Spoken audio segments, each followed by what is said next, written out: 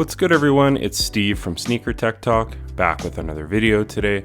And for today's video, we're going to take a look at the performance review of the Nike Cosmic Unity 2.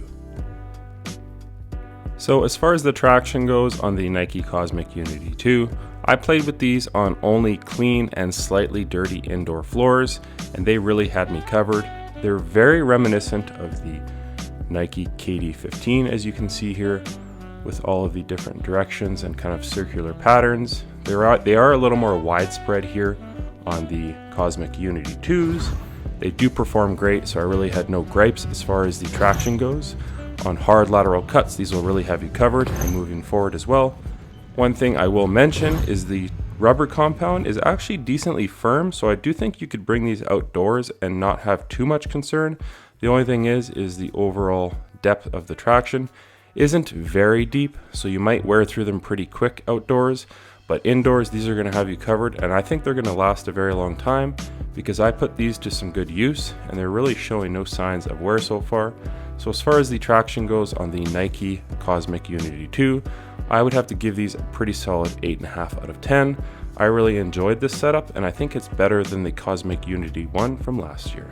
So as far as the cushioning goes on the Nike Cosmic Unity 2, they do have a midsole that does comprise of Phylon, and it is pretty soft to the touch and does have some decent step-in comfort. And then directly stitched to the upper, you actually have that full-length Zoom Strobel. I'll see if I can pull the insole up a bit here, but you do have that Zoom Strobel setup directly stitched to the upper, which I really enjoy. It's very, very similar to the Nike KD15 setup, whereas these just have that Cushlon midsole, which I actually prefer just a bit more on the KD15s. But with the Cosmic Unity 2, you are going to be decently close to the ground as far as the overall court feel.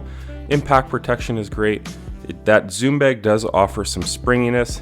I will just say that Phylon, directly off the bat, the first 20 to 40 minutes of play, it does take a little bit of time to break in. It's not quite as firm as last year's setup on the Cosmic Unity 1 with that crater foam, but with that Phylon, it is lightweight, it is responsive, but it does just take a little bit of time to break in. So as far as the cushioning goes, again, you have that full-length Zoom Strobel setup stitched to the upper as well, and I really enjoy this setup on the Cosmic Unity 2, and just a little bit better than last year's setup as well. So as far as the cushioning goes on the Nike Cosmic Unity 2, I would have to give these a pretty solid 8 out of 10. As well, if you need that impact protection up front or in the heel, you will get that. That Zoom bag is not overly thick, but it just offers a perfect blend of court feel and impact protection with that responsiveness. So I think Nike did a pretty good job on the Nike Cosmic Unity 2. As far as the fit goes on the Nike Cosmic Unity 2, as far as the length, it does run true to size. This is a size 10.5, and my toe is almost at the end of the shoe. I will say, however, I did have a lot of pain at my midfoot, right where this check kind of comes up, and then this portion here, it kind of is another Nike check here, and this is just Phylon material. But I had a ton of midfoot pain for my first 2 or 3 sessions, to the point where I had to take this shoe off, and it was just, I was in excruciating pain, I'm not gonna lie. So I will mention that as far as the fit goes, it does go away, but for me it was very annoying because for a shoe that cost 160 USD, 210 here in Canada, and causing me that much pain right off the bat, I will caution you, if you're a wide footer, I might want to stay away from this shoe. I know it's in the midfoot, but for me, I have a regular shaped foot. It's not overly wide, and I had a ton of pain. But other than that, the overall fit isn't bad for how this shoe fits when you're making movements. I would just caution you, I did have that pain at the midfoot. So as far as the fit goes in the Nike Cosmic Unity 2, for me, I'm gonna have to give it a 6.5 out of 10, because if I'm having that much pain during the break-in period, this shoe, I don't know if I'm gonna wear it again, honestly, because I just did not enjoy the pain that I had to go through to get it to a point where I felt comfortable playing in it. So I will caution you, those first couple sessions might be very painful in the Nike Cosmic Unity 2.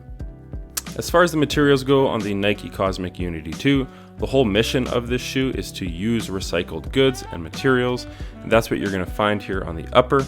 You do kind of have this foam material here at the back collar here, and then a screen mesh over another kind of It's almost just the plastic exposed TPU plate here at the heel counter. Then moving your way down from that, you have this kind of a knit material here, and then some fuse rands right here for support and durability at the toe, and then more of that knit portion here as well at the toe, and then just some mesh by the eyelets as well. So for the overall materials, for $160 USD and $210 here in Canada, I'm really not satisfied with them because that's a more expensive price point than the Nike KD 15.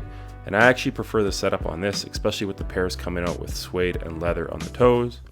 But for recycled goods and materials, I just think Nike is charging a bit too much with that. And then here on the tongue, you have this extremely padded foam tongue that does have perforations for breathability. I found this shoe to be very hot as well as far as the overall upper materials go. My foot was cooking in these. An hour to 2 hours of play in these, my socks were absolutely soaked. So I don't know how good of a job this tongue is doing, but this material as far as the upper goes really keeps the heat trapped in within the shoe.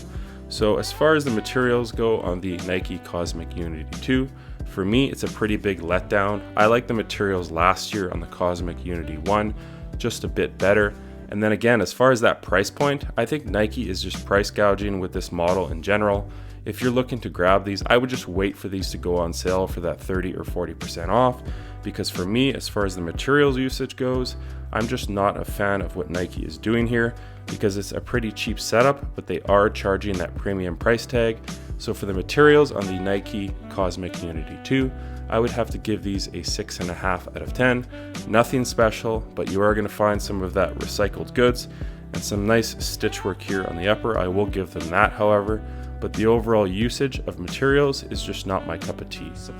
As far as the support goes in the Nike Cosmic Unity 2, for me, this is where this shoe is lacking the most.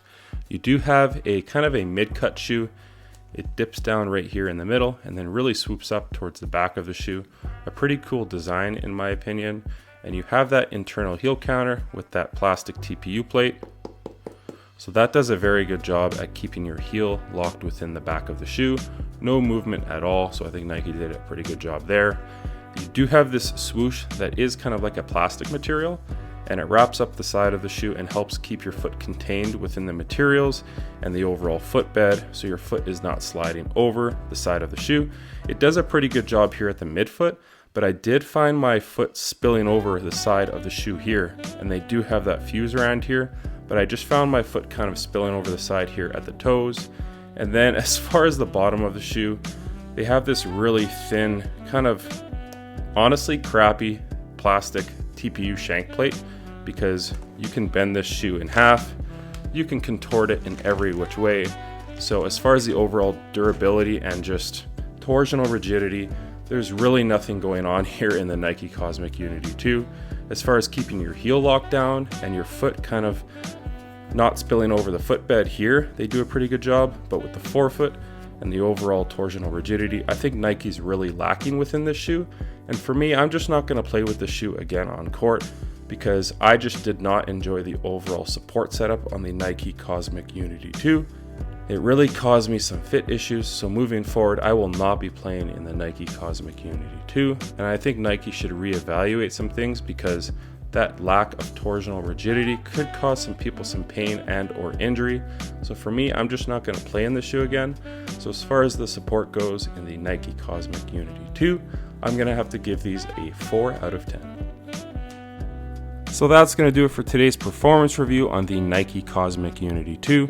This is just not a shoe for me across the board. I really did enjoy the overall traction and cushion setup within this shoe, but there's too many other aspects like the price, the material usage, and that really lack of support within this basketball shoe that's really going to keep me away from it moving forward.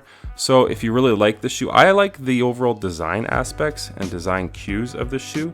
I think it's very futuristic looking, but for me, just the overall fit, and with my foot, with the pain that I was having at the midfoot, the overall spillage I was having on that lateral containment, and just the overall price point of this shoe, honestly, I think Nike is just charging way too much for the Nike Cosmic Unity 2. If you're wanting to give these a try, I would say go for it, but but I would buy them from Nike.com so you do have that virus protection with the return policy, or just wait until these go on heavy discount like the Cosmic Unity 1 did last year. But like I said, that's going to do it for today's performance review on the Nike Cosmic Unity 2. Keep it locked to the channel for a bunch of more performance reviews that I'll have coming out moving forward. And check out my Instagram at 23mj88, as it is an extension of my YouTube channel with all my pickups, basketball footage, and nostalgic as a whole. As always, stick around for the on-court footage at the end of the video, and until next time, peace.